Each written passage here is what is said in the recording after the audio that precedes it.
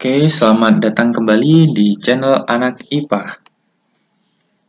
Ya, untuk tips kedua yang akan saya bagikan ke kalian, para anak IPA. Jadi, untuk gimana sih cara kita supaya bisa fisika kelas 1, 2, 3 SMA selama 3 bulan? Nah, bagi kalian yang baru join channel Anak IPA, wajib kalian membaca atau menyimak video sebelum part 2 ini, yakni video part 1. Sesuai arahan di part 1, setelah kalian list materinya, kalian harus fokus pada masing-masing kelasnya. Jadi kita akan membahas fokus pada materi fisika kelas 10 ya. Nah, untuk buku paket atau buku panduannya, saya menggunakan Fisika kelas 10 karya Karyono Dwi Satya dan Suharyanto. Jadi ini kalian bisa dapatkan di internet ya, secara gratis. Oke, saya contohkan. Untuk yang pertama, jadi ada materi besaran dan satuan ya. Jadi materi besaran dan satuan, kalian fokus dulu untuk materi besaran dan satuan. Tapi ingat, pola pikir kalian harus secara menyeluruh. Jadi bukan lebih ke definisinya ya, tapi lebih ke apa aja atau ada apa aja di materi besaran dan satuan. Oke, kita lihat berdasarkan buku Karyono dan kawan-kawan itu didapatkan bahwa kita menuju bab 1 besaran dan satuan. Nah, step selanjutnya kalian hanya perlu fokus di peta konsep. Jadi kalian hanya perlu fokus di daerah ini nih, di peta konsep. Kalian jangan baca dulu untuk materi apa sih ada yang ada di besaran satuan itu apa aja, rumusnya itu apa aja. Jadi di sini kalian jangan menghafalkan itu dulu ya. Jadi kalian fokus pada peta konsepnya dulu. Jadi besaran fisika dan pengukurannya itu dibagi menjadi dua ya. Jadi yang pertama pengukuran besaran fisika dan yang kedua adalah penjumlahan dan pengurangan vektor. Dan seterusnya. Untuk pengukuran besaran fisika dibagi menjadi dua item dan untuk penjumlahan dan pengurangan vektor dibagi menjadi 3 item. Nah, untuk peta konsep inilah yang perlu kalian hafalkan, bukan rumusnya. Jadi untuk peta konsep kalian ini, kalian kopas aja ke catatan kalian yang berukuran A5 seperti itu, sesuai dengan instruksi saya yang ada di part 1. Jadi ini misalkan saya kopas aja ya. Jadi ini akan saya snipping tool gitu. Untuk peta konsepnya, ini akan saya kopas, akan saya copy ke sini. Nah, jadi ini adalah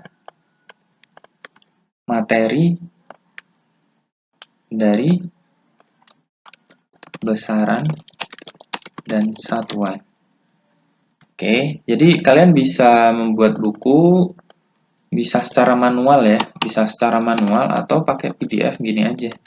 Itu nggak masalah. Jadi ini adalah kelas 10 materi yang pertama ya. Jadi materi yang pertama besaran dan satuan. Seperti itu. Jadi ini saya rapikan dulu.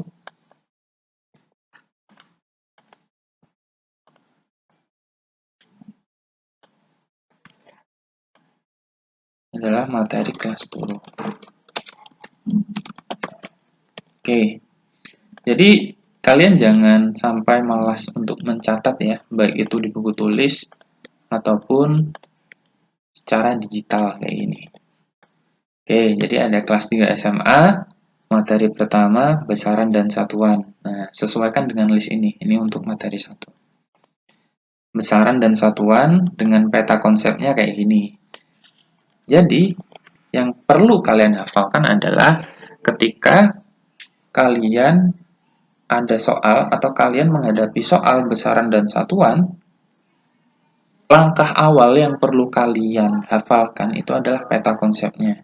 Jadi besaran fisika di besaran dan satuan itu ada apa aja sih? Jadi ada 2. Yang pertama, pengukuran besaran fisika dan penjumlahan dan pengurangan vektor.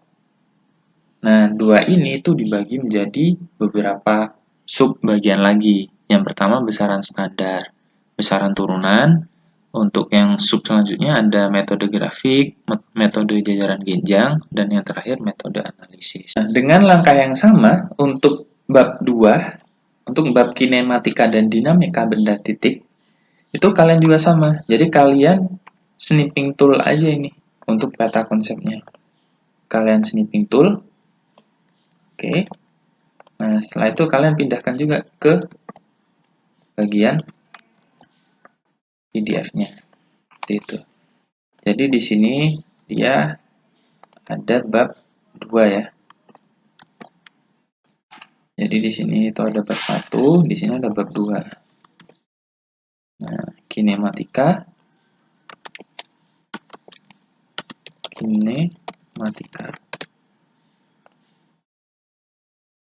dan dinamika benda titik.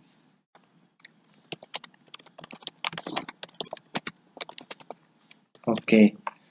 Nah, sama kayak untuk bab 1 ya. Jadi untuk di bab 2 sendiri kalian juga hafalkan peta konsepnya. Jadi yang pertama kalian gambar peta konsepnya. Kalau misalkan kalian nggak mau manual, ya udah kalian pakai cara yang seperti saya ajarkan ini aja.